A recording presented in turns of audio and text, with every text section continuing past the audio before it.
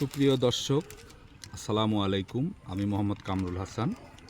আমার Facebook page Mohammad Kamrul Hasan এবং YouTube চ্যানেলের পক্ষ থেকে আমি আপনাদের জন্য আজকে একটা টাটকা কবিতা নিয়ে হাজির হয়েছি। তাজা কবিতা। আজকে মানে আজ 21 তারিখ 2024 সনের নভেম্বর মাস।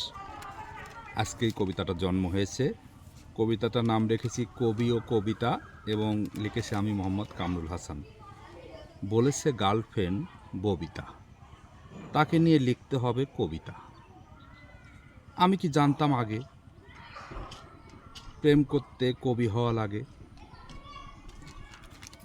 কি দিয়ে কি লিখবো আমি, সাজিয়ে কথা বলতে গিয়েই যখন বারবার ঘামি।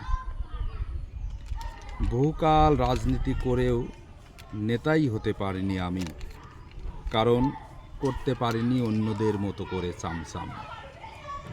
যা হোক, লেখা করলাম শুরু, দেখে তোমার ভুরু বুক কাঁপে দুরু দুরু। তুমি আমার কবিতা লেখার গুরু।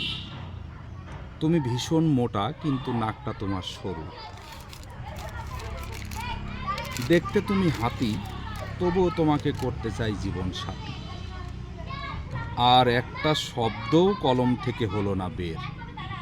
ভাবলাম এই হয়েছে কবিতা লেখা ঢের। কবিতা ববিতার পছন্দ হয়নি মোটে। শুনতে হলো অনেক কথাই, তার কারো ভাগ্যে যেন না জোটে। হাত দিয়ে মারিল না বটে, কিন্তু তার চেয়ে ঢের মারিল ঠোঁটে। সম্পর্ক এখানেই হইল শেষ। কবি হতে চেয়ে আমি হইলাম নিরুদ্দেশ। যাবার বেলায় বলল শুধু ববিতা, জীবনে চলতে হলে জানতে হয় ভনিতা। যুগের পর যুগ আমি দেখতে পাচ্ছি তাই, মিথ্যার রাজ্যে সত্য অসহায়। ধন্যবাদ। ধানটা কাটছি দেখা যায়